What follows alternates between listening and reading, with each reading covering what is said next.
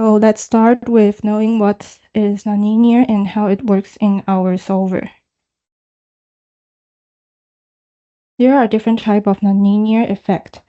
Material one, which represent in several elasticity behavior in the materials, which commonly seen as the stress and strain curve, like this graph. And also there a boundary nonlinearity here, used to describe the interaction between two objects such as the contact magnetics.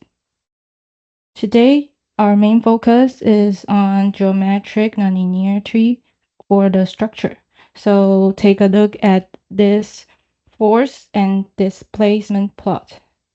The slope of the curve in the graph, we would say it is a stiffness. So at the beginning here, you can see it maintains a linear relation between force and displacement, which here stiffness maintain constant.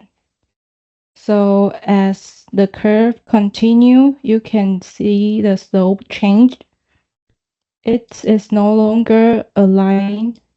So how much the displacement change will affect the stiffness, which makes the curve have this nonlinear behavior, which called the geometric nonlinearity. So see the equation here, it will be clearly that you see a function k of u here.